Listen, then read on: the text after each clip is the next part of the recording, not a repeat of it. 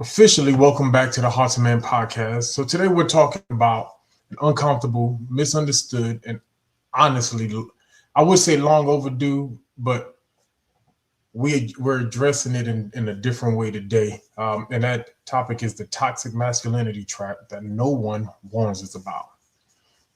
All right. So now, before we get into this and it gets sticky, listen, this is not about attacking men. It's not about defending men. This is more about exposing the unhealthy pressures, emotional conditions, and social expectations that many boys and men are forced to carry, often in silence. Because the truth is, a lot of men are not just living in masculinity, they trapped in a version of it that we never chose.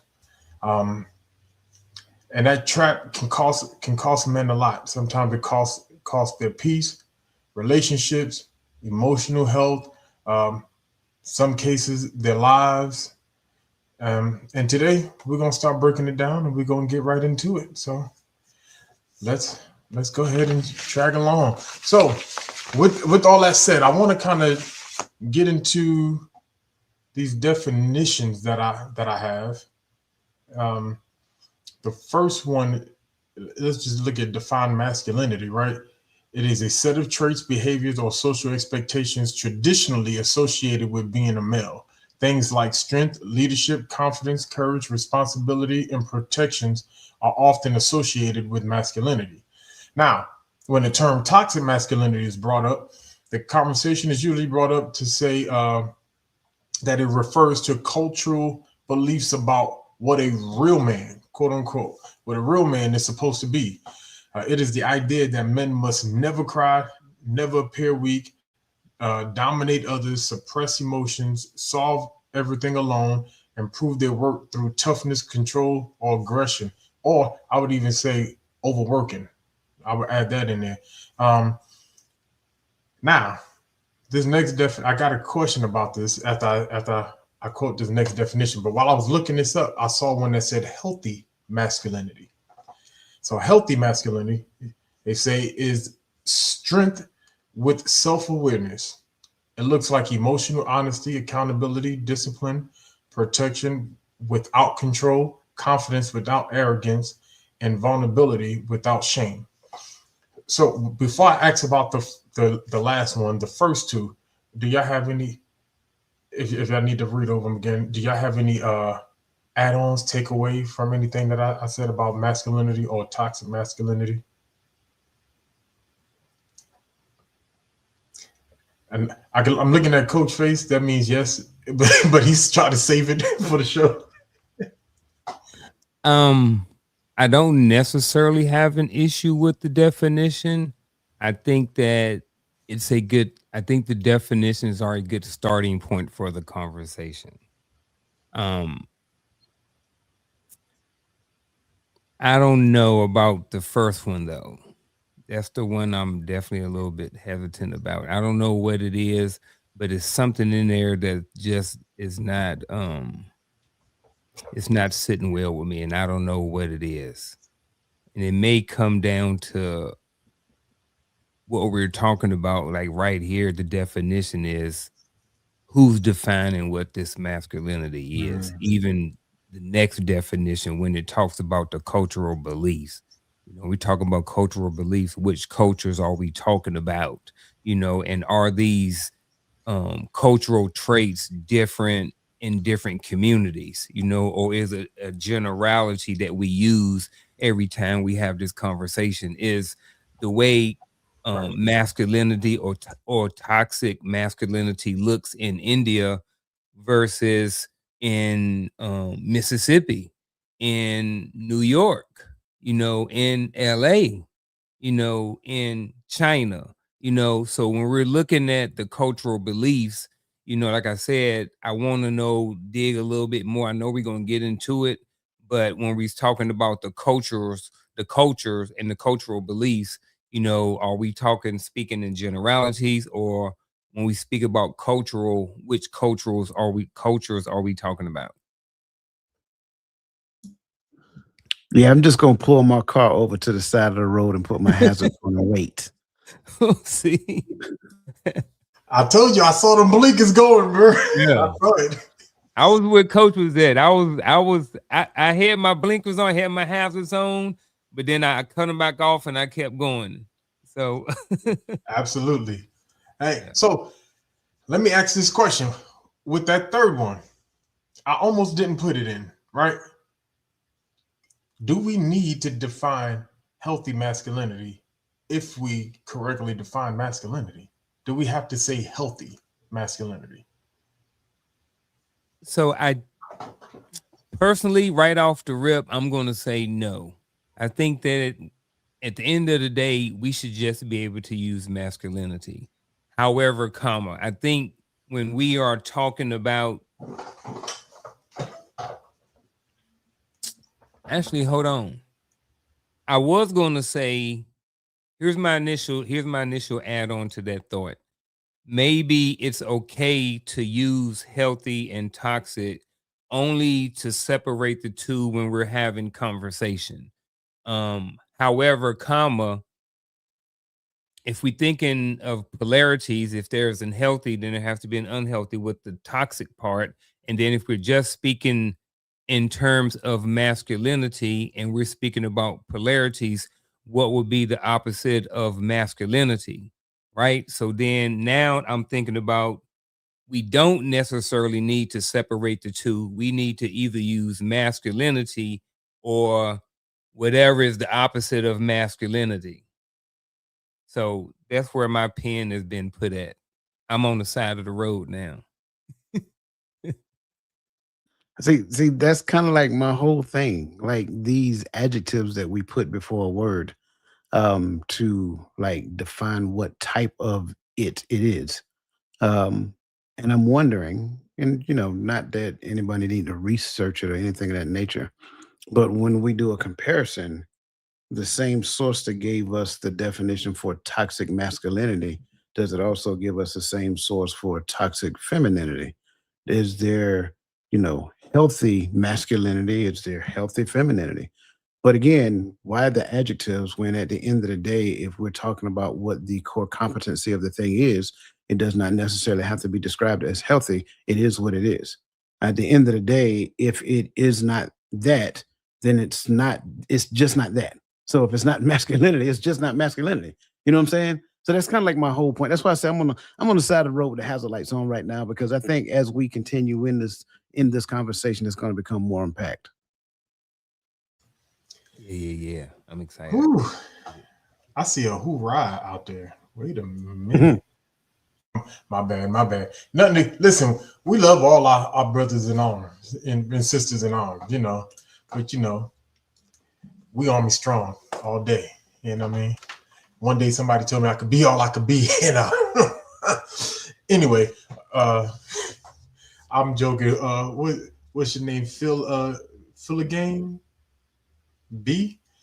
Welcome to the show, brother. Uh we're good to have you. Good to have you. Let's get into the mix of it. Let's get into the mix of it. So the first topic I want to talk about is suffering in silence. So men are often conditioned to avoid openness and help seeking, right? Um, one CDC backdata brief found that among men who reported daily anxiety or depression, less than half, of about 41%, took medication or spoke to a mental health professional. Before we get to the question, do y'all see a problem with those numbers? And now, granted, these are what's reported, right? Like, Coach always reminds us of that when we're dealing with statistics and research. It's about who's actually pulled and who actually is reported. But based off of who's actually reporting signs or symptoms, only 41% is either on medication or seeking help. Yeah, I to that mean, point. I'm sorry, No, I was just gonna say, if that's the research that you pulled, and that's what you got, then I mean, I'm okay with using it as the base for this conversation, unless Coach has something else. No, I mean that's kind of what I was going to say. Like a lot of times, going back to what Gaddy was saying, we got to look at the we got to look at the sample in which this was taken from, and for statistics to be like true statistics, it must take a sample from every representative. And if it doesn't take a sample from every representative, then is it really a true sample? And does it actually include your cultural norm, your cultural group, if you will? So, but in in the space of not knowing, having something is better than nothing. I love it. I love it. Um, that's my intent when I'm pulling these studies is to give us a baseline. And so for because I don't agree with everything. It's some things you have to look at the story behind the research instead of just the raw numbers. Because all raw data across the board has a narrative attached to it. So you have to dig a little deeper, and that's what we intend to do. Kind of get into the mix of it in this conversation. So, a question I got for you, brothers, for this question, first one is: what are some expectations in marriages, all right, that cause men to suffer in silence? What are some expectations in marriages that cause men to suffer in silence? One, I think, is the pressure to do things right now. I think sometimes there is pressure for men to get the house now, to get the big car now, to be at $100,000 earning now. And I think what happens sometimes is, as a man or as men, sometimes they're looking to please and to want to take care of their family in the best way possible, right? And sometimes there's pressure for the woman to say, hey, we need to get a house now. Well, maybe y'all are 22 years old, maybe he's working third shift right now. Maybe the finances just don't work. Maybe, y'all want to have some more kids, maybe the thought the long term thought hadn't been thought out on, maybe on the woman's side or on the wife's side for this situation. And the husband feels like, hey, I have to do these things. And he don't say nothing. And then he goes and get the house and he gets her the nice car, and he has a nice car too, because she has pressure, maybe from her girlfriends or her inner circle or social media, or the need to want to be whatever or to look a certain way to the PTA, and all the kids got to have nice clothes and they have to go to private school, and dudes don't say nothing because they try. And next thing you know, they end up in debt. There's arguments, there's a lot of stuff going on. And then sometimes, to this question, they don't say nothing after a while. Sometimes they just, let things roll. And sometimes they think they can handle it, because of the pressure that comes. So I think one of the expectations in marriages that cause men to suffer in silence is the pressure that they get, the expectation that they have to do things a lot sooner than when they're logically better for the family. I like that. I love that response because I 100% agree. I will start off by saying maintaining the structural integrity of their relationship. And what do I mean when I say that? There's a lot of comparison that takes place in the space of relationship, looking at what some other family is doing, what some other husband is doing, where they are, their ability to just leave work and show up and eat lunch with the kid, during school hours, things of that nature. But then in contrast and in conjunction with that, there is also pressures that where most of us don't necessarily see it as pressure, which is surround the emotions. And we kind of talked about this on Monday night. So you were trained and raised to express yourself and tell the world how you feel, but then by that same token, for me, I really wasn't. So now, that being said, not saying it's 100% your fault, but there is an expectation for your emotions to matter. But then by that same token, you may not have ever seen a man express himself. You may not have ever seen a man sitting with thought trying to figure out what exactly the next move is, and then in your belief, you think something is wrong.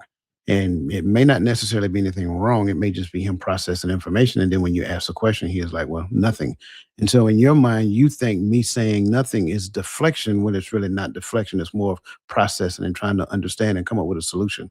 Um, so there are a lot of unseen, unnecessary pressures within the scope of that when it comes down to just simply being the man. Because at the end of the day, I'm supposed to move heaven and earth whenever you identify something as being a problem. So that's kind of like where I'm gonna start at right there, and then I'm gonna kind of unplug for a second and pull off on the side of the road again. Man, I love both of those answers. Man, Unc, your answer really resonated personally, right? Because we all men up here and we've all been through some things. In I think in the space of a lot of these questions, or seen others that have gone through it, and so that is such a real statement to the idea of getting everything now. Like I don't know who told our women, and I'm being careful because I got daughters. I don't want my daughters thinking they're supposed to leave my house and walk into the arms of somebody that got a mansion that sits on 100 acres, and he goes everywhere by helicopter and private jet. Like, come on, right? That person might exist, but the chances of us running into him, you know, are slim. But and that's not even that, but the idea of putting that pressure on somebody to even reach those goals, you know. Uh, and I think for me, I think there's a whole list of expectations, and that provision is definitely one of them. But also, I think it's this idea that men are strong enough to deal with anything, right? And not saying men are weak, but I think the idea is sometimes society goes, we can say whatever to men, or we can ignore men, or we can act like they're not in that space and they're going to be all right because they're strong enough to deal with it. All right. Nobody wants to be in a space and be ignored and be disregarded. And so I see a lot of times it's not that there's necessarily any act of mistreatment, right? Not they're not she's not beating you or nothing like that, but to be completely disregarded. He'll be all right. He's a man. I ain't worried about that. He a man. Oh, take his. He'll be all right. He'll replace it. He'll do this. Or a real man would. When I hear that statement, that means when you say a real man would, it means you're about to do some foolishness, and you think me being a man is supposed means that I'm just strong enough to just put up with it and deal with it. No, not going to jump ahead of myself. uh, any alibis before we move? Hey, uh, yes. Oh, I am. Yeah. Nah, I ain't gonna do that one. I'm gonna leave that one alone. It can get sticky. I tell you, it can get sticky. I'll put it like this. I'll put it out there, and if y'all want to go there, if Coach think it's okay and appropriate, men are expected in marriage to go through droughts, long droughts, months. So I don't know if y'all want to talk about it or not. So I just throw it out there. I mean, listen. Wait a minute. What type of drops you talking about, sir? You know what drought he talk about? There's a She said his life. to withhold or abstain from I only use bad So, words when I so, talk so about it. So what I'm I'm trying hearing you to, say is that I don't have no sexual excuses. there you go. All right. Just wanted to make sure that I was understanding you clearly. Yes, sir. All right. Check, bro. So I I mean- think go ahead. Nah, I was just gonna say, like, and I haven't met a man that disagrees with me, especially like we're talking about marriage, right? But there was a preacher I heard a long time ago. I can't remember his name right now, and he said, Baptist preacher. He said there's a reason why I wasn't Catholic. He said it wasn't about all the other stuff. It wasn't about the everything else that we could talk about. He said, but the problem is, they believe in nuns. I believe in some. he said, you're not gonna put me in a space to where I can't have my woman, and you tell me the only thing I get is none. Mm. I need some. He was flipping the words and spinning on it, but what he was saying, I was nodding my head like, right. I coach no in the line of coaching, and especially coaching men and talking to men and being around men and just knowing people in marriages and stuff like that, and even hear women.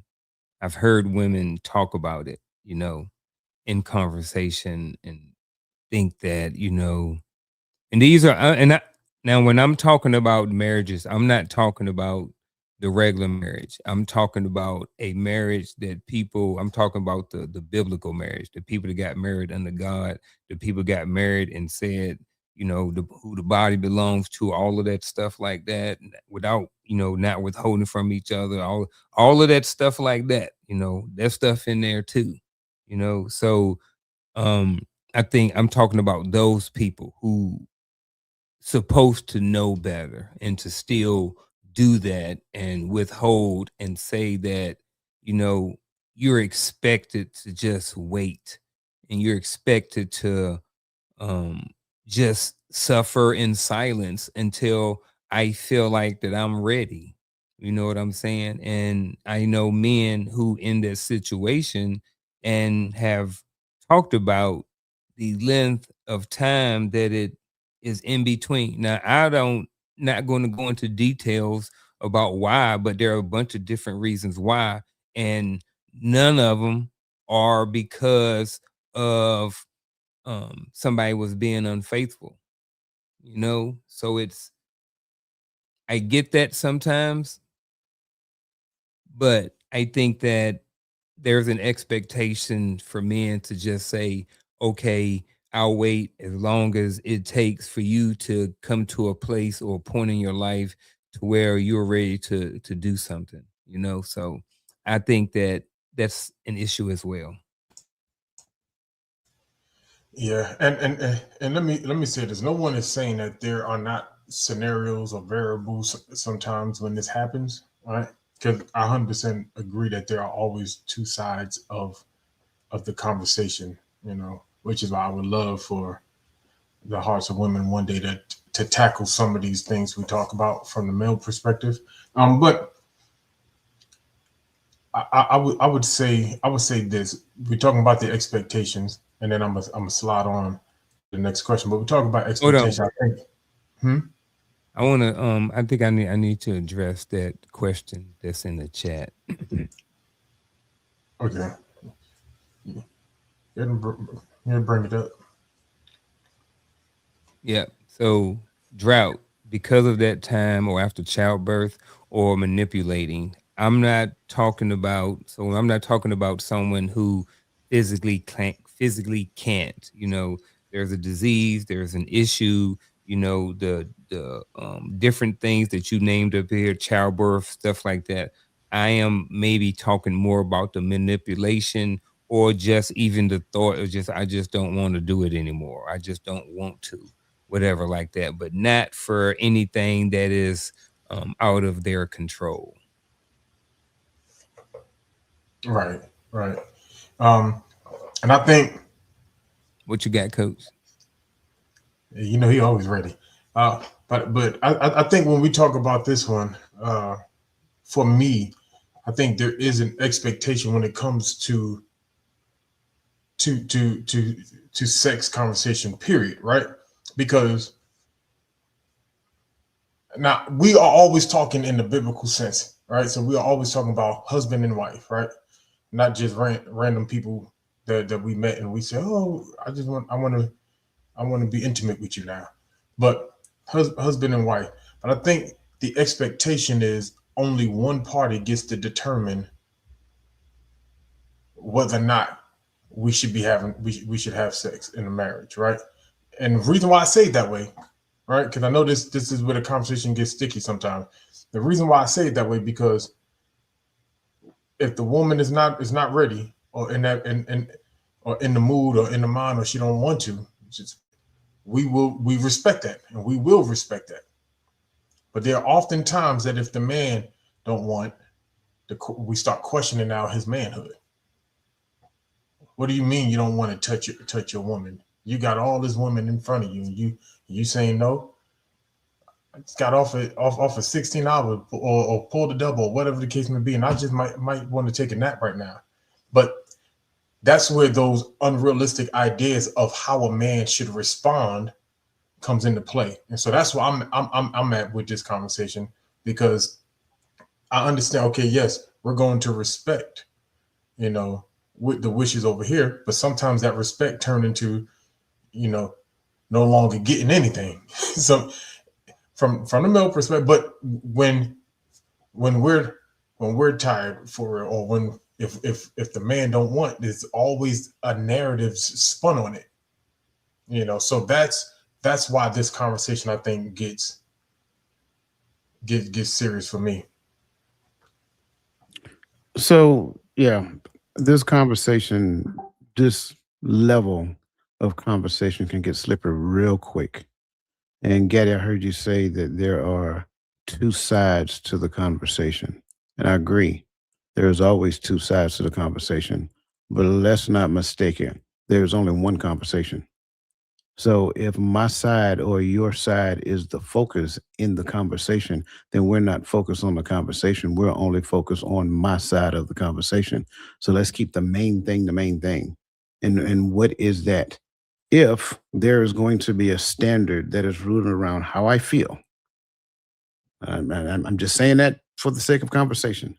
If there's going to be standard that's rooted around, if there's going to be a standard that's rooted around how I feel, then that standard should be an equal standard for both. Because at the end of the day, what these gentlemen are talking about, you guys can correct me if I'm wrong. What these gentlemen is talking about is that I don't get the latitude to not feel like, because it is automatically ingrained in the mind of my partner that if he is ready, I need to be ready. And if we're not necessarily careful, we can create a double standard in that regard alone, right? Now, I think somebody asked the question, we're not necessarily talking about physical capability. I think I've seen, having a child or, that monthly occurrence or whatever the case may be. No, I'm not talking about that. That's understood, should be understood. And if that's not an understanding that is already had, then there's deeper conversations that need to be had, just being honest.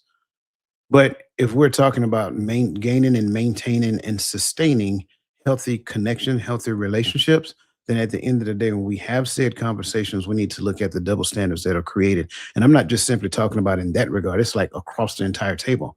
If this standard exists, then it needs to be a standard that we have that's available to both parties in the relationship. Absolutely. And man, I be saying Coach be in my notebook, but he just be making it sound better than what I can say. But yeah, I 100% agree right there. So let me ask this question before I bring up question 2. Do you believe, or let's just bring it up. Do you believe that there are expectations in the arena of professional or social environments that have different expectations, or do you think it's kind of similar across the board to what we've already been talking about? Because I know we talked specifically about marriage, but are there different reasons when it comes to the professional world and the social world of why men suffer in silence? Um, I can say yes and no, right? The reason why I say yes is because it's a different type of relationship. It's a different type of relationship in the work environment than there is in the home environment. In the work environment, of course, I'm expected to perform the inner and outer workings of my job description. Once I get really good at doing so, then ideally I'm supposed to do so with the love of the people that I serve when it comes down to that job, so forth and so on. Are there expectations where we suffer in silence? Yeah, because at some point in time you recognize that your value is wrapped around your performance. Let's call a spade a spade. If you lose that job today, you'll be replaced tomorrow or within the next week or so. It's that simple. Now, change the dynamics and go home. We're expected to our value is wrapped around our performance. That has been a cultural and societal norm for as long as I can remember. And it's always been hidden under the guise of provide and protect. That's really what it has been. Now, we've been talking about that for years. Provide and protect. Generally, when people talk about men, that's the first two things that come out of their mouth. But at the end of the day, is that the limitations of who I am in this house, in this relationship, right? Because if that's the limitations of it, do not be surprised when that becomes the only thing that I do. And I get really good, just like at work, I get really good at doing that. And sure, I might be doing it for the sake of the people that I serve in the household. But at the end of the day, if you're going to reject everything about me that goes outside of the whole provision and protection thing, then there are some people say, you know what? I'm tired. I'm tired of fighting. I'm tired of arguing. I'm tired of doing this. I'm tired of doing that. So that's why I say there are similarities, right? But then there are also differences as well. Because at the end of the day, there is no firing me at home unless we just decide to, hey, this ain't working. We need to go our separate ways. Let's just call a lawyer, right? That has a more detrimental outcome, especially when there are children involved. At work, I give you a 2 week notice, and by the time I give you my 2 week notice, I already got another job. And I probably got it lined up to where I'm going to start the next day after my 2 week notice is over. Or maybe I take a break in between. It's pretty much up to me. Now, there's also a notion of the expectation. I've seen this at work as well. The expectation of the spouse as it pertains to me at my job. I promise you, there was a situation to where a young man was being reprimanded. And he came back to work the next day and said, hey, man, my wife told me if I lose this job, I better not come home. And I was like, wait, what? And I mean, real talk, not making this up. And I promise you, he started flying a straight and narrow after that. So I think there is a double standard. I think there is a suffering silence because, again, like we talked about that double standard, does he have the latitude to tell her that as it pertains to her job?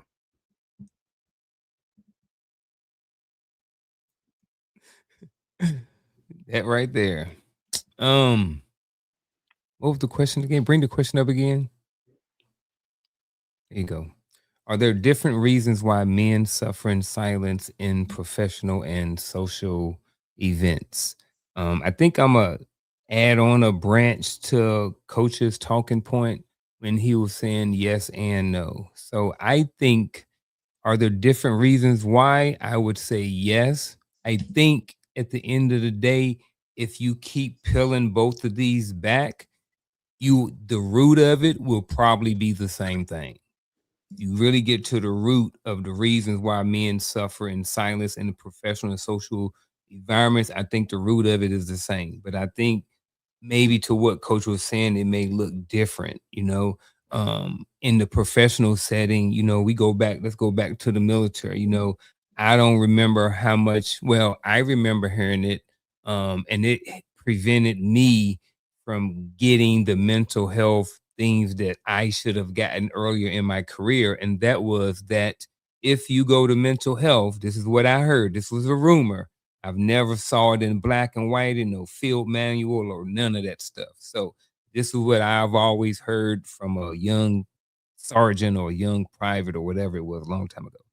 That if you go to mental health or something like that, then they're going to have a mark on your files, and you will not make E7 or anything like that. So I thought that that was the truth. Maybe it was, maybe it wasn't. I don't know. But there was something to whereas I suffered in silence longer than what I should have because I thought that I was going to have a mark on my record that was going to prevent me from getting promoted. Now, let's go to the social events, you know, hanging out with your boys, different things like that. If we all three hanging out, you know what I mean? Let's go back to the 19, the 20-year-old, the 21-year-old versions of us when we in the club, when we drinking, when we hunting and doing all of these different things like that. And then we got problems at home. We got problems with the kids. The freaking soldiers don't want to act right. First starting up by behind. All of this stuff going on. We suffering. But I can't go to y'all and talk to y'all about that, right? Because then now I'm a punk. I can't even go to sick call. Because if I go to sick call, I'm going to be looked at as a less than of a man. You know, man, just throw some water on it, take some ibuprofen and you know, suck it up and drive on. You know, so I think again, you know, in those social environments, as we were all hanging out at the club or the bar and stuff like that, in many cases, sometimes when we were younger like that, we had to suffer because we didn't necessarily want to seem weak, you know, to our boys or whatever like that when we were going through things. I think we may have had some people at certain points, but I think overall men in general, they don't have that. So those are my two different reasons why men suffer. But again, I think if I peel it back, the root of it was going to be the same thing. I like that. Like if I combine what both of y'all said, it's just kind of like layers where I was sitting with. I think it's a similar root. The idea that men are just expected to perform always, right? You're not allowed to like kind of like what you're talking about. It's not said out loud, but it's understood. You know, sometimes that you're not allowed to have a mental break. You're not allowed to have a mental breakdown. You know, you just got to suck it up and drive on. That is, and that's not. We look at that as a military saying because we've heard that a lot in the military.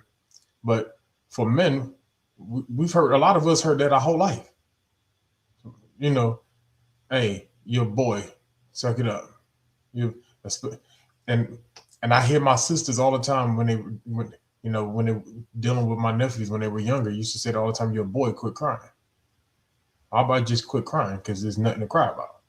Why are we adding on you're a boy? That means the rest of his life he has to remember he's a boy, so he can't show emotion.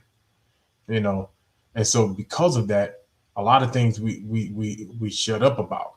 If a man responds to conflict, you know, and shows emotion when he responds to conflict, oh, he's a weak man. You know, so to me, it is the same baseline, like you said, that leads into into the differences that exist in both marriage, so and professional and in social. You know, because we can't be out here arguing and fighting in the streets, because then people gonna say, people gonna say, hey, we're weak, we're emotional, we're not emotionally intelligent, and things like that. Um, man, this conversation can definitely get away from us because this is a tough one. This next topic we're gonna move forward. This one is a serious one. I don't hear it talked about a lot, but men unaliving at a much higher rate. So, and this is according to a CDC study of 2023, right? That males tend make up nearly 80% of self-inflicted unaliving. And the self-inflicted rate among males were about, it says, 4 times higher than females. With this settled in, right? Question for this topic is, what are some? I apologize, my mind. How do you believe the idea of performance-based value, and Coach kind of went in there, but how do you believe that it affects the quality of life for men? Can I oh, was you gonna go, Coach? Oh, can I share a quick story? All right, first. And it's about what you just read about the unalivings and stuff like that. So a couple of weeks ago, I'll try to make it quick as possible. A couple of weeks ago, we was out at Starbucks and get my wife some coffee and ran into one of my old coaches from CrossFit. And, he shared with me that one of the guys that I used to do CrossFit, this is exactly what happened to him. And the thing about it, he didn't know it, but he was my rabbit. So what I named my rabbit was the guy that I used to chase in CrossFit. He was better than me at certain events and stuff. So when we were close, but he was better than me at a lot of stuff, but he was about my size and stuff like that. So I used to chase him. So I used to call him he didn't know it, but he was my rabbit. But this the thing that just happened to him. He was an officer in the military as well, and I look at those stats and stuff like that, and I look at, how, close to home that is, like, right now. You know what I mean? Like, this was just a couple of weeks ago. I haven't been to CrossFit in a while, but like I said, that was my rabbit, and I knew this guy. We used to have conversations and all of this stuff, and at 5 o'clock in the morning in CrossFit. So I just say that, shout out to him, RIP or RIH or whatever you want to call it, and to him and his family, but just to saying that, this stuff is real. And, I know a lot of times people see commercials and they hear about this stuff and they look at these statistics and stuff like that. But, a lot of times, those people, because most people don't go in the military. So most people are not always connected to somebody in the military. So they look at these stats and, don't necessarily hit it home and they can just brush it off. But, there's a lot of dudes that's going through stuff in silence. And this is the ultimate result of not getting the help and the support and stuff like that for whatever reason. It's just, it's really real, and it's very important, that it's just very important. So, all right, to the question, sitting on this reality, how do you believe performance-based value affect the quality of life of men? I think, just kind of go back to the military. It's really easy to go back there because that's one of the things that we do is a lot of us was chasing that bag, chasing that promotion, because that next promotion came with another bag. It came with responsibility, came with clout, it came with respect, all of those different things, came with sometimes more flexibility. It came with a lot of perks sometimes as well. So a lot of times what we did, it affected the quality of life. You don't necessarily get the rest you need. I spoke earlier about not necessarily going and getting the mental health support that you need while you going through all of the stuff. Dudes that getting divorced left and right in the military and showing up for work the next day. Dudes coming home from work and their wife done left them and they had work the next day. You know what I mean? The wife and then off doing something with somebody else and he had work the next day. You know what I'm saying? So it's dudes out there really suffering in silence. And, they're out there chasing all of this stuff and trying to get promoted and, trying to make the next rank and stuff like that. And, they're not sleeping well. They're not eating well. They hanging out in the clubs, drinking, all of that stuff like that, and um just the overall quality of life, I do believe, can be severely affected when everything is about that performance based value. When you just chasing that promotion and stuff like that, your quality of life and your relationships and all of that stuff can be drastically affected. I said a lot. Let me stop. um, Quality of life is a very interesting topic, because there are a number of different things that go into quality of life itself. It's kind of like the ecosystem of a person, and a lot of them are more subjective in nature. And so, for the most part, and I think I might be giving a response that I may end up giving again. But for the most part, that man has to have a clear concept of who he is aspiring to be. And if he doesn't have a clear concept of who he's aspiring to be, it's going to be very difficult for him to achieve that. And so, a lot of times, without a clear concept, he becomes ultimately somebody who performs. And so, in the performance state, you're looking for a particular outcome. But unfortunately, you are not the determiner of what that outcome is. The family becomes that determiner. So the wife, the kids, whatever that looks like. So, in essence, in a non-realized concept of your identity, you're performing, hoping that at the end of the day, you are helping people come to the realization that you are value. Well, ideally, you should be valued just because of who you are to the family. But that, for whatever reason, has lost its luster. So now, instead of the identity being the value, it's the performance that is the value. Therefore, I can't get sick. I can't get tired. I can't get frustrated. I can't get any of those things because at the end of the day, if I'm not performing, and you guys know we talked a couple of weeks back and we made a joke about put the trash out, right?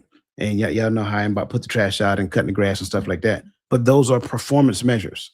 And so at the end of the day, if I am living a life based upon performance measures, then that means that somebody now evaluates those performance measures and then give me feedback based upon those performance measures. It's just like going to work.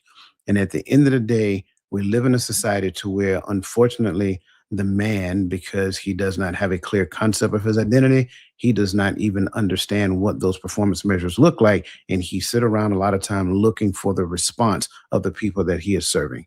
That's the problem. Right, right. I think I'm right there. I think whenever we feed into that need to please everybody around us at all times, um, it takes away from our ability to focus anywhere remotely to self. Now, I don't believe that there's any true quality of life that is attached to that. You can't live your life just like, well, I got to do this or Dwayne gonna be mad, but then I got to do this too so that Unc ain't mad. Oh yeah, let me do this because I don't want Nick D to feel this kind of way. Oh man, my friend over here, I got to do. And there's a lot of us who we'll say the term people pleasing, but when we push this concept that your value is based upon how you can perform, you're setting that ground for people pleasing. That means my life is I'm only good. I'm only a good friend. I'm only valued. I'm only loved if I do. And I see way too often people posting things like, "Hey, the only thing that is truly loved is women, children, and dogs," right? Because a lot of men truly feel that unless like it's conditional based upon our performance, or you're not going to love us, right? And so, and I keep trying not to go too far, but and I'm always big on, hey, we can't we don't do that with our daughters, right? So why do we do that with our boys? We know, right? Now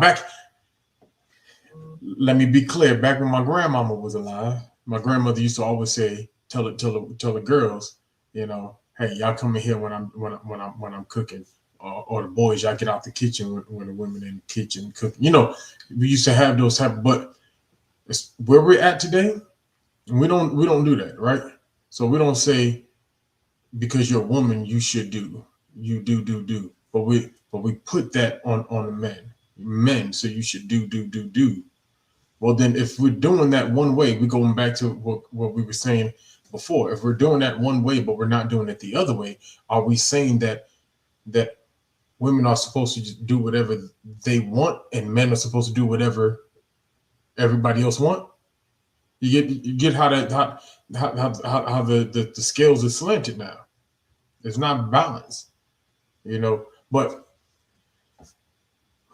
this like I said, this conversation can get away from us if we let it. Anything to add before I ask the next question? All right. So the next question I got is, how could ideas like using aggression and dominance to replace leadership and confidence affect the mental health and physical health of men? So I knew you was gonna be the one to have yeah, fun. yeah. You better not steal my answer, 'cause I wrote it down. I'm just saying, because the question kind of the question to me kind of leans in one direction and then kind of shakes it on the backside, right? How could ideas like using aggression and dominance to replace leadership and confidence affect men's mental health and physical health? So I would say initially aggression, and I think for whatever reason society paints a bad picture about aggression.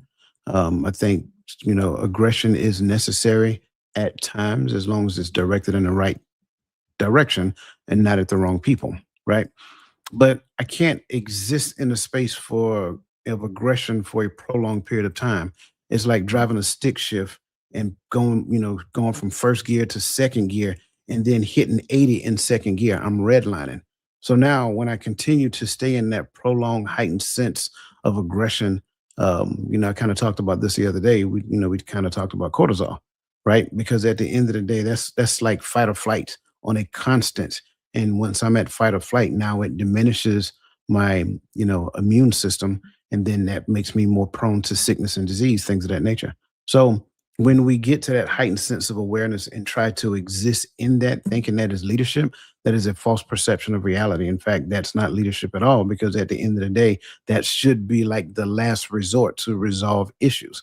But there's another side to it, because if there are constant issues that exist and things of that nature, that's another problem that need to be addressed. So I look at this from two different perspectives, like being in that heightened sense of awareness, aggression and dominance, whatever the case may be, to control situations when needed.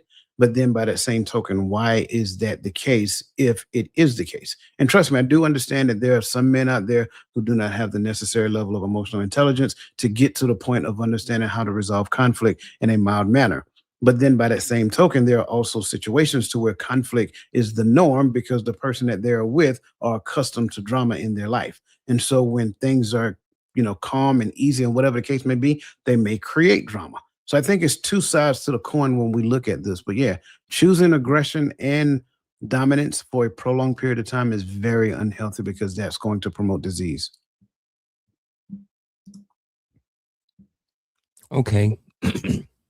I thought you was going to go there when you started talking about aggression is not necessarily a bad thing, but then you also talked about, both sides of the coin. So that's what I wrote down. So what I wrote, well, not what I wrote down add to, but not take away, right? So the question starts off with saying, we were talking about ideas. How could ideas like using aggression and dominance to replace leadership and confidence affect men's mental and physical health? So when I see ideas, I'm thinking about the ideas, and then I'm thinking about how the ideas affect my mental and my physical health, right? So that's where I'm gonna start with. Now, to add to that, what I mean by add to but don't take away, I think we need to not replace, but I think we need to add and keep all four: aggression, dominance, leadership, and confidence. But to Coach's point, or maybe not to, I think that those things need to be controlled. I think that when there are certain periods of our life where having that aggression and that dominance may work in our favor, having that aggression, but like I said, controlled again, like having that aggression, having that dominance to want to get promoted, want have that go-getter attitude to be like, look, I'm going to the next promotion board, I'm going to the soldier of the month, I'm going to the soldier quarter, I'm going back and I'm gonna requalify with my weapon, all of these different things like that. So all of those things, along with the leadership and confidence, all of those things affect men's mental and physical health. So I believe that instead of replacing, I don't know how, if I'm screwing up the question or not, but how could ideas like using aggression and dominance to replace leadership and confidence affect men's mental and physical health? I think those ideas to replace affected in a negative way. I think that you should not replace it, and you should add those things to leadership and confidence and not take them off the plate. And I agree with Coach too. Time and period. I don't think you can be 100% aggressive with just your career, because you have to have some balance. You have to control it, because you may have a family, you have other relationships and other responsibilities, and other different things in your life that you need to be doing as well, or that you may have to do as well. So, and it goes back to the quality of life in the question before this. So I think it affects it in a negative way. And to wrap up my talking point, add to but not take away the aggression and the dominance. Actually, I love what y'all did there. Man, y'all good. So when I asked this question, and I think y'all caught it, so I don't even have to really explain it too much. But when I asked this question, I purposely used it as in the term of to replace versus use in light of, right? So because both of y'all have mentioned, there's a necessity for aggression and for dominance in this proper avenue, right? In this proper space. But if I use aggression as my leadership trait because I haven't really learned leadership, right?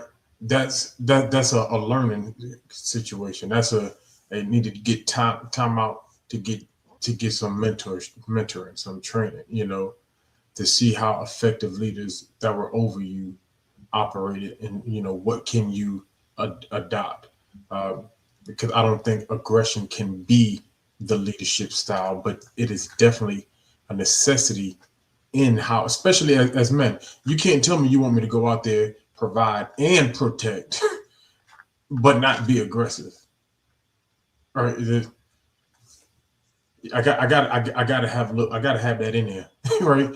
So but that drum was already beat. I don't think there's any more to that tune to sing. So I agree with y'all, but we just have to, and just like y'all said, we have to learn how to have these conversations of putting things in its proper perspective, right? And that's, to me, overall, that's the trick or the trap of masculinity, is that turns into toxicity, is when we misuse the traits, when we abuse certain traits. I can't be aggressive all the time, right? I can't try to dominate everybody I talk to. Somebody got to be my peer. I got to have a friend I can go, I can sit down and sip some yak with and talk and talk about basketball. You know what I mean? Like, if I'm trying to dominate everybody in every conversation, that's, to me, you start to lose companionship in your life, and that becomes as much as people. I love my own space. Let me start by saying that I love sitting in my office and hearing myself.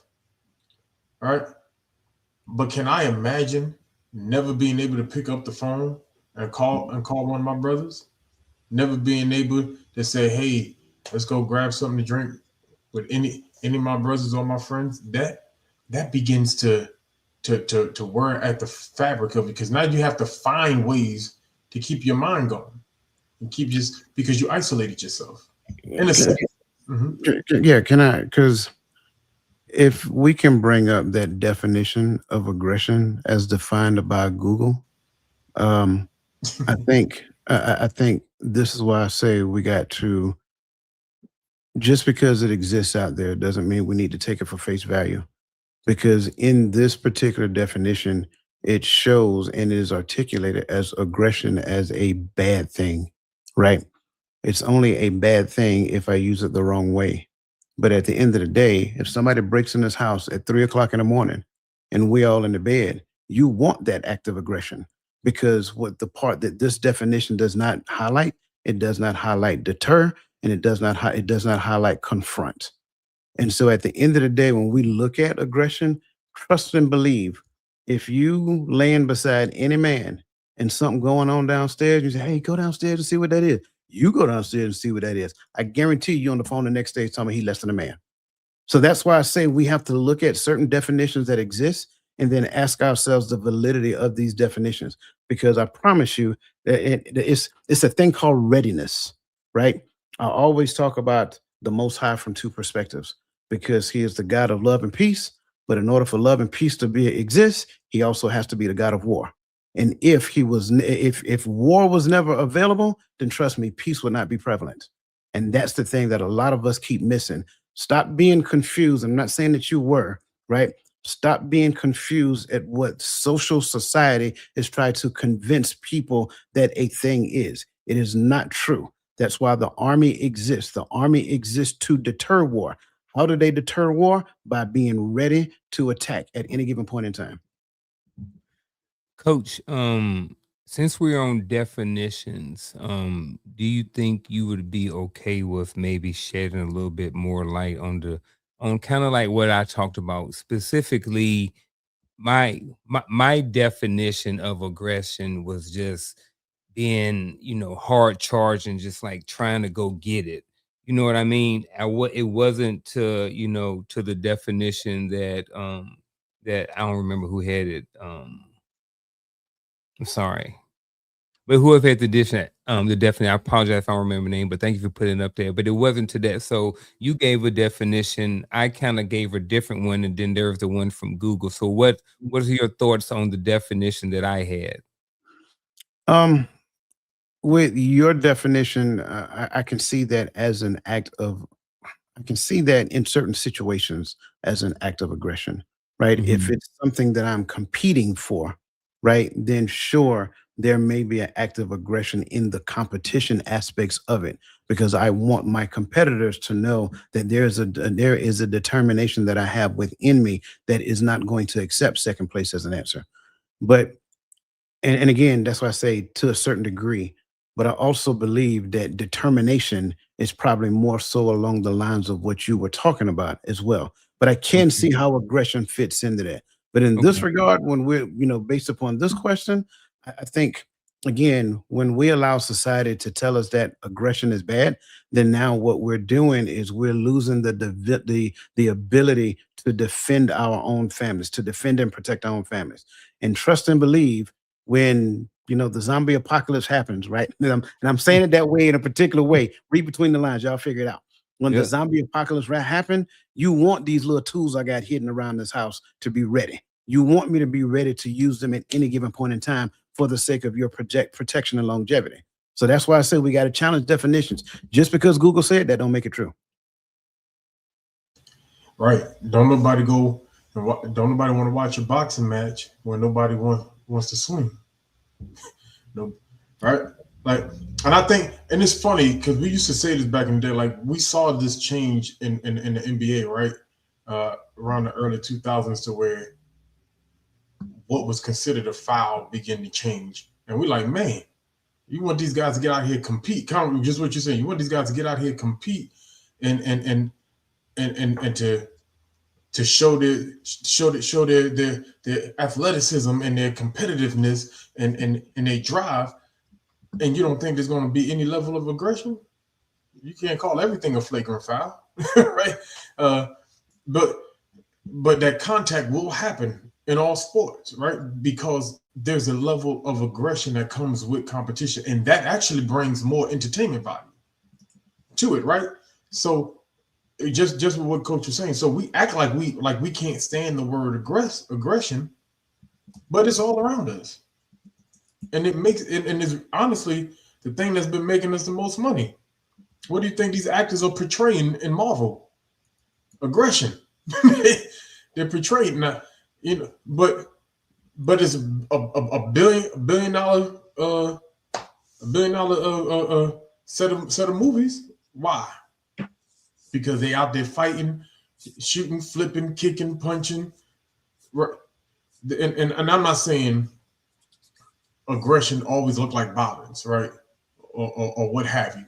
But you want me to be able to get violent and willing to get violent. I don't want to stick on that too long. You look like you got you got something else on. Okay. Now I was looking at the comments. Okay. Yeah. Can we bring Lisa going? She's famous tonight. Bring her other comment up.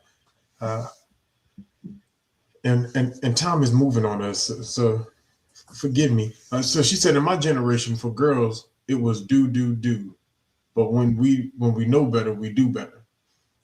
So I have a question. If we could be brief, so we can roll with this. So I agree. When we know better, we do better, and I do. And that's kind of what I was talking about with my grandmother, right? My sisters did a lot of stuff in the house. My sisters were taught to do that. My older sisters, well, all my sisters are older. I was a baby, right? But men were taught to do in a different way. We weren't taught to do the dishes back then. We were taught to take out the trash. We were taught to cut the lawn. We were taught. My father used to take us when he went and renovated apartments. We learned how to paint, how to plumb, how to do all these different things, how to work on your car. We teach boys how to do all these things. Now, my question is, we said we know better, we do better. In today's society, we stop teaching the women to do, but we still teaching the men to do. Is that how do we even out that balance? I want to make sure I'm understanding the question. When you say how do we even out that balance, are you talking about the way forward or what we see now? The way forward from what we see now. Well, so just like we recognized in the past that some things were taught wrong, we also need to recognize right now where we taught some things wrong, right? And our generation specifically, not just our generation, the generation before us as well, boomers, Gen X's, so forth and so on. What we've done, I believe, is overcorrected some things that we didn't like. Not that it was wrong, we just didn't like it. I think at the end of the day, should we teach children responsibility through chores? Absolutely. I believe we should teach children responsibility through chores. But what do you see now? Well, you see now, TVs, video games, and YouTube has literally taught them, they're teaching them life outside of parent skills. So I think we need to go back to teaching the things that kind of put boys and girls on the right path, but then teach them life skills as well. Teach them emotional intelligence, teach the soft skills that they need so that they can be better communicators, so that they can actually exist in relationships. And from the boy perspective, since we're talking about toxic masculinity, that you are more than just provide and protect, which means that in order for them to get that clear understanding that daddy has to be in the house. I'm sorry, I get it. I don't care about what, society talks about. I don't care about, family code. I don't care about none of that. Daddy needs to be in the house, which means that in the beginning, mama and daddy, before they become mama and daddy, they need to make very good choices of who they tend to intermingle with, so that when they do have a child, they are there for the sake of the child. And if it doesn't work, make a mature adult decision that both of you will actually be a part of that child's upbringing, not just one controlling the other through the lens of that child by way of family court. So I think in the means of all of that, we get to the point to where we, teaching holistically responsibility, soft skills, relationship development. A lot of what I want to say would sound very similar to what Coach just said, with the mindset Coach just said. So what I'm gonna do is, for the sake of time, I'm just gonna second what Coach said. Ditto. All right. Let's move forward. The next topic is the man up culture. Yeah. So let's bring up the first question in this topic. So the question is, have you ever experienced boys or men being punished or ridiculed for emotional expression? Yep. I've Yeah, been on both sides of it. ditto. Been on both sides of it. Yes, sir. Yes, sir. Absolutely. 100%. Well, that boy, is he crying? And what he said to Friday, he gonna cry in the car, right? And we all love to make fun of that scene. You just stole his grandmama chain. What are you supposed to do, right? I second the notion, right? So, with that said, would you have handled the next question? I'm sorry, which is, would you have handled the moments that you remember on whatever side you want to choose to be on? Would you have handled the situation or the moment differently? And if you care to elaborate, please do. So I'm gonna say no. I wanna for anybody who may want to say no, I'm gonna roll with the no, and here's why. Whatever that did, whatever I did, whatever I didn't do, whatever that experience was, I learned from it. Um, Whatever that experience was, maybe that experience prevented me from getting court-martialed later on down the road for taking that aggression. This time we are talking about what the definition is, taking that aggression to that level, right? Um, and being disrespectful, being part of the toxic leadership, just being honest. I was part of that for a small portion of my career. Not proud of it, but that is, I've learned from it. And that's why I say I wouldn't, I'm going with the no for this. I can definitely argue a yes for this as well, but I'm gonna go with a hard no for this one, is saying whatever I went through and whatever I did, all of those situations may have prevented me from getting court-martialed, may have prevented me from getting killed. There was a lesson there in whatever it is that I did, even though it may have been bad.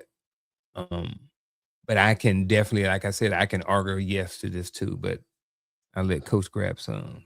Yeah, but my answer is simple. I couldn't.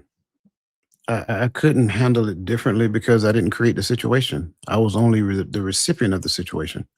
So, like being told, "Little boys don't cry, stop crying, man, brush it off," and how could I handle it differently? I wasn't taught the proper way to respond to that.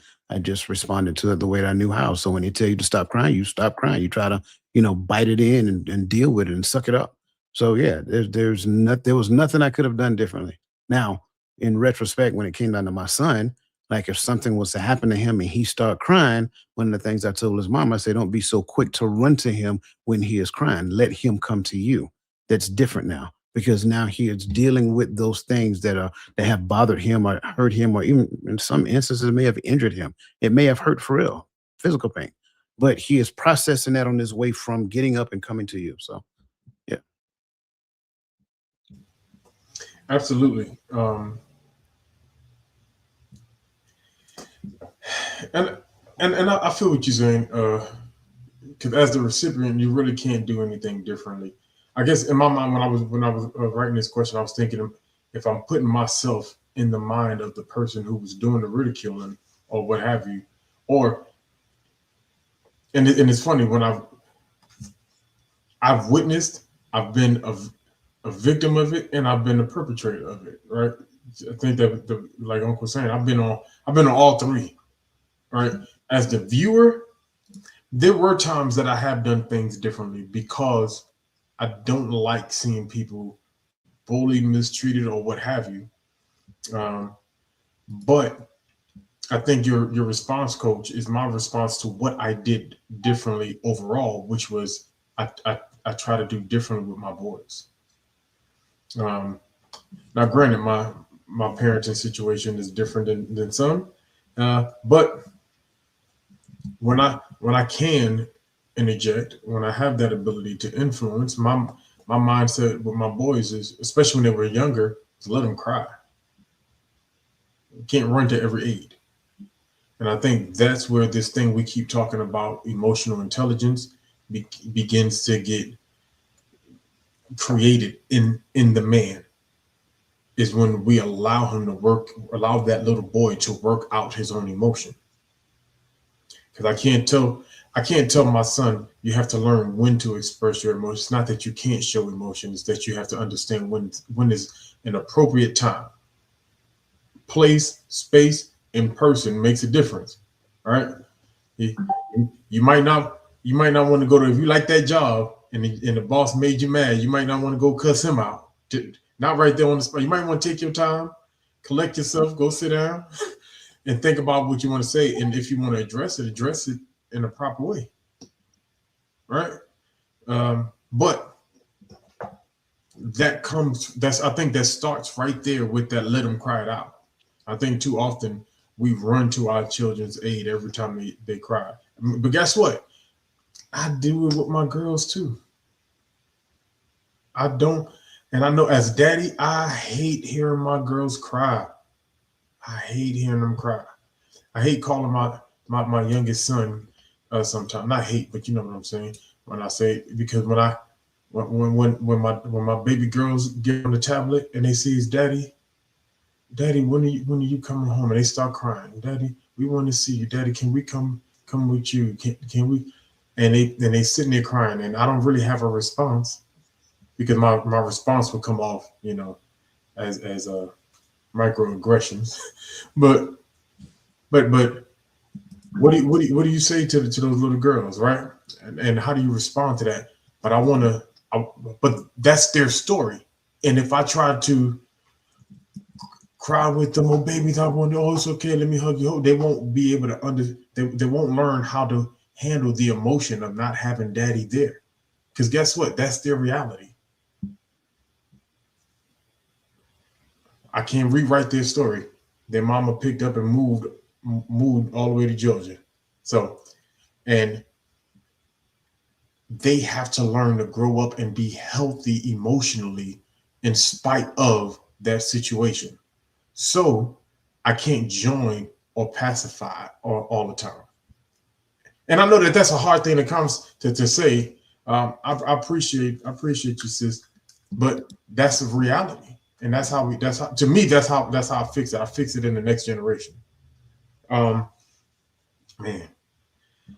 let's I think the third question will be addressed in the final thought question. So with that said, let's jump to the last topic, which is the fix. In the fix, you kind of want to stir these conversations, not focused on the problem, but bring up the problem, identify it. Now let's talk. And I like how Coach says it, how to move forward. Not even just how to address it, but how do we walk forward in it, right? So with that, let's bring up the first question.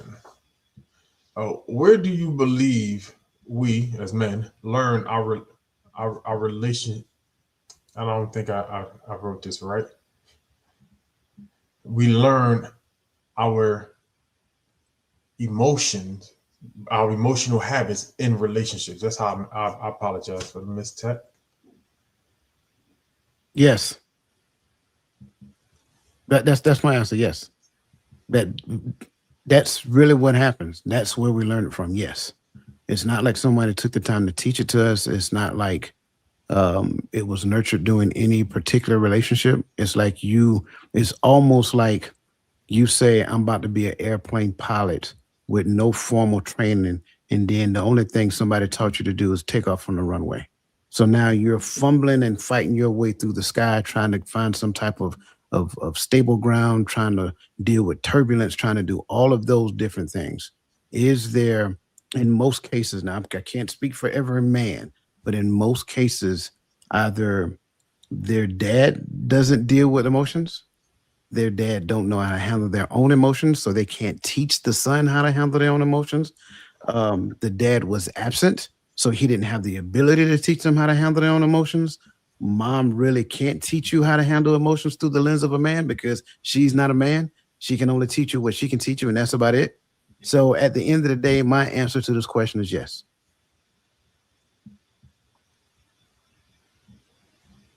I need to clarify question again, my brother.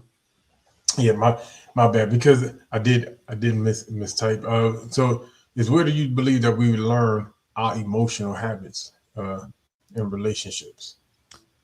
Well, we are in the age of technology, so I believe that a lot of people learn it from TikTok and from scammers and from bad coaches, bad therapists. I believe that there are people that are seeking information on relationships, on how to deal with emotions, and I believe that there is a population of people who are out there getting scammed. So I believe that some people are out there getting information from people they shouldn't be getting information from. Um, I for sake of time. agree. I Okay. agree. Okay. But I think mostly in the social media space, what you have is confirmation bias. They don't go listen to somebody else that challenge what they think. They Right. conform to people that already think the way that they're thinking, and those are the Hmm. people that they listen to.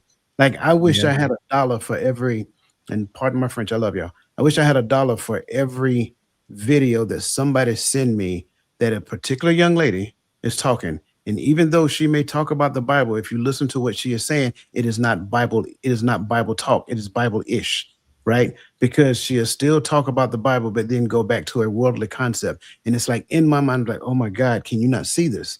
So I don't believe that people actually listen to people who are trying to teach them something. I think what people listen to are people who are already talking like them, and it confirms what they're already thinking.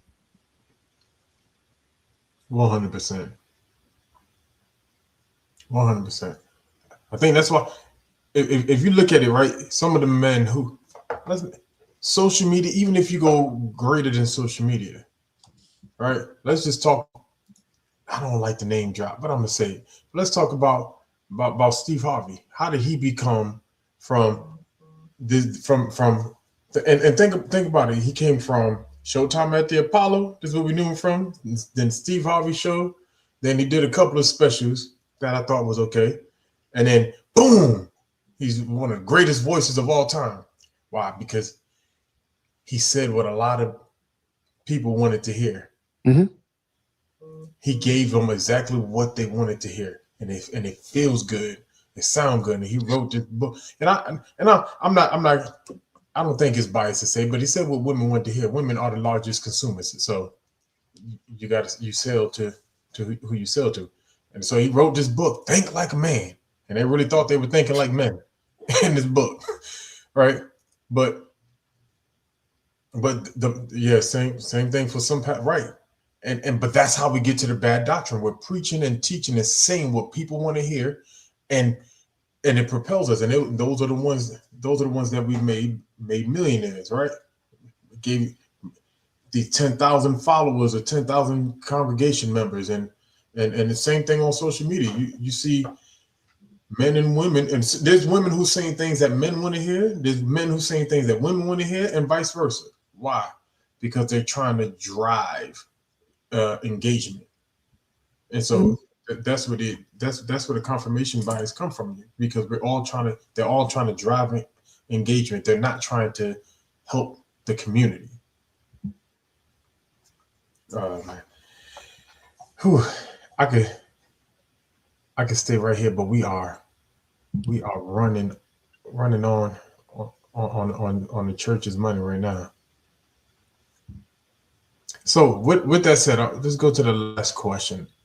We try to hit that, then we're going to jump into our final thoughts. So the third question on this one is, I'm sorry, the third question on this one.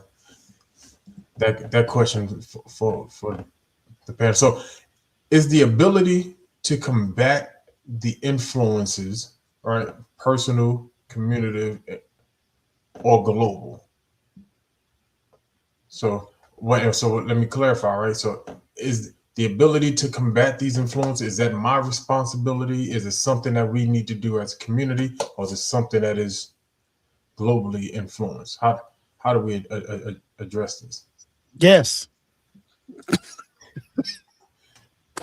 I'm sorry. I'm sorry, man. And I don't want to give my final thought right now, but yes, that's the answer. It is a personal, communicative, and global responsibility.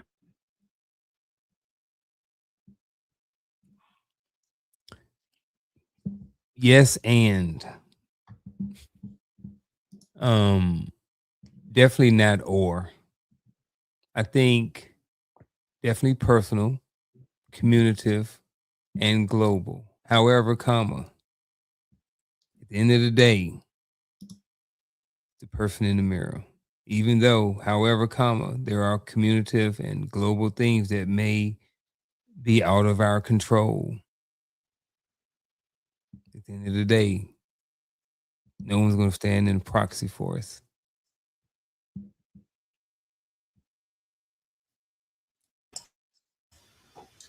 Pulling over. Oh, my bad. I said I'm pulling over. Oh, you pulled it back over. Okay. So in a perfect world, I believe communicative, right? In a perfect world, but we can never take individual responsibility away in anything. And the reason why I lean more into the communicative, because if we say global, I think cultures are different, communities are different, and we should be responsible within ourselves, right? So first individuals, then community. Global, I can't really put the onus globally for me personally, but in a perfect world, I would definitely put more of it on the community. So, but where we are today, it is definitely our individual responsibility to, one, not only talk to and listen to people that you agree with all the time. You gotta have something in your repertoire that challenges you, that pushes you against the grain, so that you can go back and either prove stronger your point of what you believe or what you stand on, or evolve it because you got more information. Everybody knows I love Proverbs 18 because it got a lot of punchlines in there for me. But it's a fool who argues without hearing the whole matter. So that's why I hold my hat. So listen, I, I want everyone to actually kind of look at this final thought question that we got for the panel, but we kind of catered our final thoughts, and I shared this with the brothers in the back so that we can kind of evolve our comments as we go through this conversation. And so the question for today's final thought would be, how can we rewrite the code of masculinity to allow men to flourish in healthy relationship habits, healthy conflict resolution, leadership, and self-esteem? Um, and if you got anything you want to throw in the chats, but please listen to what these brothers got to say, and let's share it with a brother. Share it with the people around us that's connected to us, so that we can help our community as a whole get better. Um, so with that said, we're gonna start with the with the funk. Then we're gonna go to the mindset coach, and then I will close us out.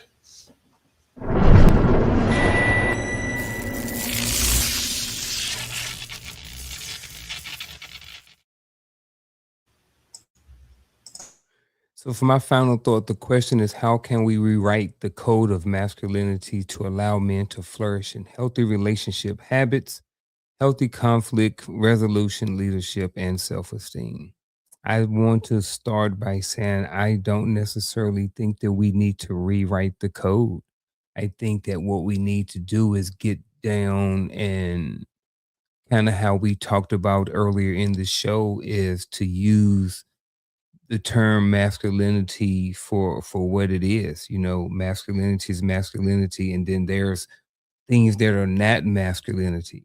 But I think, to kind of, dig a little bit deeper into the question, I think that one of the things, to my answer is we need to start with the word strength. Like, what does it really mean to be strong, to be a strong man? And I think strength and masculinity work well together. Now, this is not talking about physical strength. This is talking about mental strength. Talking about being able to be strong in different areas of your life, being able to control your emotions, being able to take accountability for things. All of these things are strengths and not weaknesses. Like I said again, being able to control your emotions. So I believe that I want to start with strength when it comes to this question. And I think that, if someone doesn't really know what that looks like and where to start, I would start by, when they're looking at strength, is going places where men are being men. And where are some of these places? So like hobbies, like what are some things you're doing? So like maybe you're into RC cars, or you into running. We go places where men are doing RC cars, or running. The gym is a great place to where other men are being men and they're working on themselves. Home Depot, go to Home Depot, go build something, be creative, use your hands. These different things are, some of the stereotypical things about men. But one of the things you'll learn is, as a man, when you're around men, you learn more about, different strengths and what it takes to be a man and flourish and different things like that. Just being on this podcast on Friday nights and Coach's Corner and, all these different podcasts and Hearts of Women and stuff like that, I've learned from men about different aspects of life that has helped me, with leadership, with self-esteem, with all of these different things that were mentioned here. So rewriting it, not necessarily all about rewriting it for me, is more so using masculinity for what it is. And anything is not masculinity is opposite of masculinity. And that's it. That's my final thought.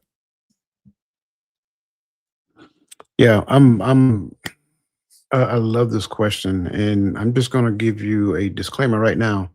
I'm probably going to give a very unpopular response, and this unpopular response is not geared at tearing anyone down, but it's only geared at helping us understand how we can build ourselves back up.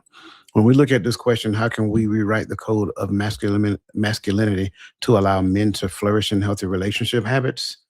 By recognizing that once the code is rooted in authentic masculinity, you don't have to allow him to do nothing. At the end of the day, he is the one that will actually do it. He doesn't have to be allowed to do it. That's one of the biggest misconceptions I believe that we have. When it comes down to this thing called relationships, it's a reason why when a man get married, she changes her last name, because at the end of the day, there's supposed to be a respect that is rooted in that person's name. The issue is that he was never taught that. So in order to write it, you got to go all the way back to the beginning. That person has to have a good concept of their identity.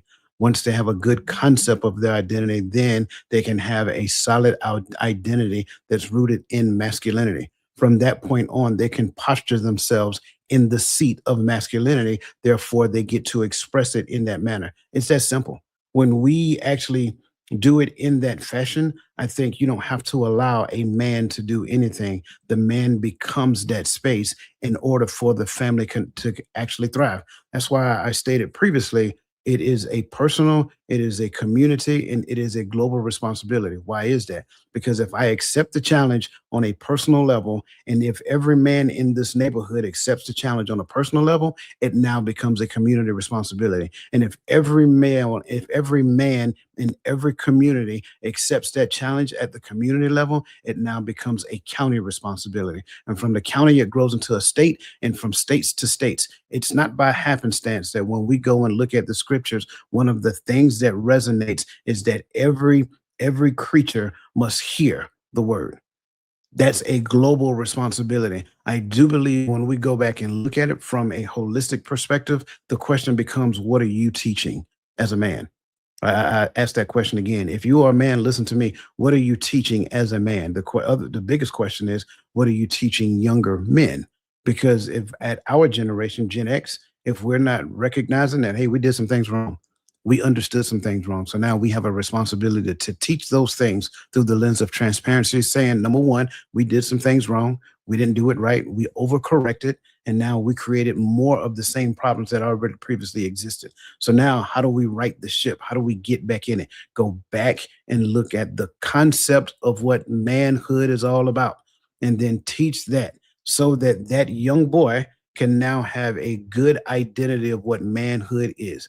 That way he does not have to be manipulated, and he does not have to be coerced, and he does not have to be deceived when it comes down to the space of relationship. That's really the big problem that we're existed in. We're existing in a space to where people are calling them relationships, but they're manipulative and deceptive in nature. So how do we rewrite the ship? We go back and we remove all of the potential manipulation and deceptive tactics out of the teaching. Therefore, now moving forward, that young man now has a better place to thrive and flourish and exist in healthy relationship, understanding how to resolve conflict and leading through the lens of a Christ-centered focus, because he is esteeming and expressing the Holy Spirit through the lens of his identity.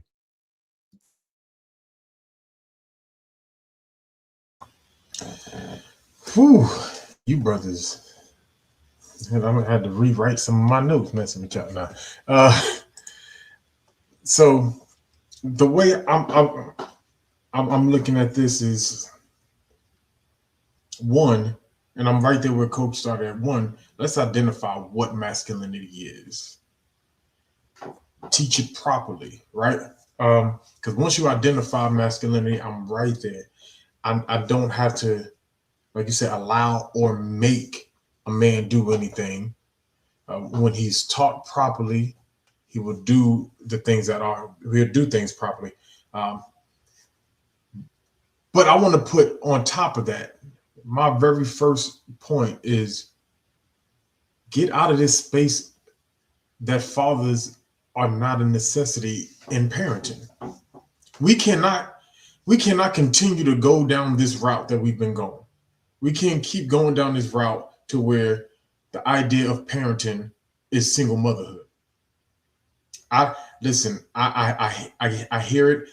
I know that that's not us. It's not our community, but that is our cultural norm today. Is that parenting is mother? It's a mother thing. Fathers, you're just a financial responsible party in the mix. You're not really there to be there. You're not there to speak. You're not there to have an opinion. Or let's just call a spade a spade. You're not there. We have to stop isolating fatherhood away from our children. You're not protecting the children. But we've been doing this for a couple of generations now, and then turning around and complaining about the community that we have, complaining about our dating options, complaining about the men that are out there, complaining about the women that are out there. But the one common factor across the board in our community is we are removing fathers out of the home at an accelerated rate. And every time it seems like we're getting ready to turn the tide, we keep on flipping it back on his neck. So to me, it starts right there. And then to the young men who may view this, right, because a lot of us have grown up in this situation that we've grown up with, in the narratives that we've grown up with. So how do we flip it in our adulthood life, in our young adulthood life? And that's how I wrote it out. I just flipped a lot of things, right? So the first thing was find my identity first in the Most High, not in my performance, right? Learn emotional fluency over suppression. So learn how to express it properly, right? I think if we start working on teaching our boys that it's okay to seek help, it's okay to go talk to somebody. It's okay. Listen, and it's okay to go talk to somebody, not just because you're having a breakdown. It's okay to go talk to somebody to maintain your healthy mental state. You don't want to go get a psychiatrist. You go find you a good coach rooted in the Most High, right? Connection over isolation, right? I love, like I started off by saying, I love my own space. I think I love it a little too much sometimes. I'm probably the one that I'm talking about. But it's okay to go connect. But it's okay to isolate as well. It's okay to go through things and not want to be around everybody as well. But it's okay to go hang out with your boys when you're going through. It's okay to be seen out in public. It's okay to smile at people, and I think that's another thing a lot of us are not taught to smile in public. But I'll leave that alone. We talked about the whole performance thing, so let's start teaching how to be responsible and take responsibility over things versus having to perform for things. And conflict resolution. We have these conversations all the time, but we have to start normalizing these conversations more than the other conversations, especially in front of our young boys and our young men. I can keep going on, but everything that we talk about that we see that have been suppressing the potential of manhood in our community, let's flip it and let's put it in its proper place, its proper perspective, and let's grow. That's all I got on my final thought. Listen, it has been a night. I appreciate y'all for hanging out with me for 16 extra minutes than I was supposed to keep y'all. That is on me. It's kind of like I say, some of these conversations get good, and y'all indulge us sometimes. So I appreciate y'all. Coach, I appreciate y'all for making me sound like I came up with good questions by having great responses.